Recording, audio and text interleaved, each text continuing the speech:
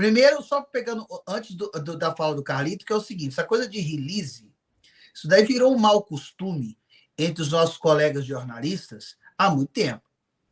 Faz muitos anos que eu sei muito bem, falando diretamente de mim, eu sei como funcionam os bastidores, não estou aqui criticando a classe de forma alguma, mas a gente sabe que entre os cestos de fruta, eventualmente, há uma fruta podre que é jornalista de copia e cola. Sim. E que você faz dele o que você quiser. Com o release que o cara copia, cola o teu release e bota ali a matéria como se fosse matéria dele, como se fosse manchete dele, aquilo vira uma verdade absoluta. E depois, como a gente tem uma tradição de acusar, e de acusar, condenar para depois julgar, né? Isso é uma tradição na mídia, depois dá uma notinha de desculpa de rodapé e que se foda, e o estrago já está todo feito. Ponto. Segunda coisa, a gente precisa conversar se a situação, e principalmente a gente tem uma nova situação, e também a gente precisa lembrar que a gente teve milhões e milhões de jovens, né, que tiraram o título, que estão se envolvendo com política e tudo, a gente precisa ensinar o beabá do que é narrativa, quem domina a narrativa, quem detém a narrativa. Por quê? Porque a esquerda ser plural é princípio da esquerda. Uns pensam mais radicais, outros pensam... Por isso que o PT tem 400 alas, por isso que não sei o quê, entendeu? Então, assim, a gente precisa começar a explicar para essas pessoas... Falar a língua do povo, traduzindo, né, Gustavo? Ensinar para eles o que é narrativa e como não cair em falácia, em bobagem, porque tudo que a gente fez nesses 6 anos... Nesses 6 anos, não, até um pouco mais, nesses 7 anos, um ano antes do golpe, depois com o Temer e principalmente com o Bolsonaro, foi esse trabalho de formiguinha de explicar, não é bem assim, não é isso, não existe isso. Então, a gente vai ter que ter essa paciência, porque eu não sou um acadêmico, eu não faço parte da academia, mas tem um linguajar que parece. Quem olha para mim de longe acha que sou, mas não sou. A gente precisa voltar a falar a língua do povo. Eu venho falando isso, Pedro vem falando isso, todo mundo vem falando isso, antes de começar o pleito das eleições.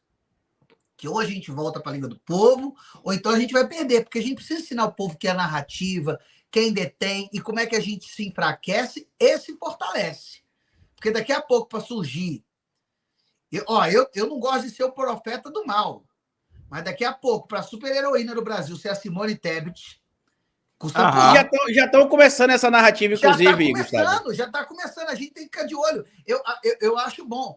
A única coisa que eu estava colocando antes, Carlito, sobre você, que é o seguinte, é que a esquerda sempre teve uma ala radical petista que não suporta a crítica que há de você de falar alguma coisa. Só que eu acho que nós sofremos tanto que a gente aprendeu que o radicalismo não é caminho para porcaria nenhuma.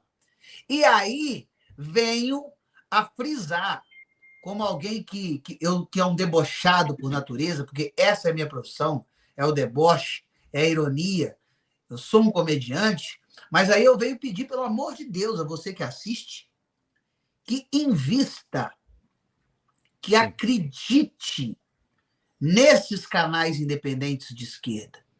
Porque aqui a gente fala tete a tete, aqui a gente fala próximo. Diretamente. E dá para saber, e eu não sou trouxa, eu não sou nenhum imbecil que não sei quando está rolando dinheiro e quem está sendo enganado ou não. Eu, numa conversa de 2 minutos, é muito fácil. Porra, a gente se conhece há tanto tempo, estamos falando aqui todo dia. De repente, chega o Pedro com um discurso meio estranho aqui, eu não vou olhar torto para ele, não vou sacar?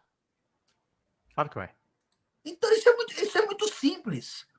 Porque qual que é a diferença nossa aqui? Que pode vir um ou outro ser corrompido. Lá não, lá é uma empresa inteira estruturada para que se destrua uma política, para que se destrua um povo, para que se destrua um ideal. Não conseguimos, não conseguiram, porque somos muito grandes e porque havia um elemento chamado fome. Há uma promessa clara de se acabar com a fome. Será que aí se acaba com a fome? vão ter o que para usar? Quais mentiras vão usar?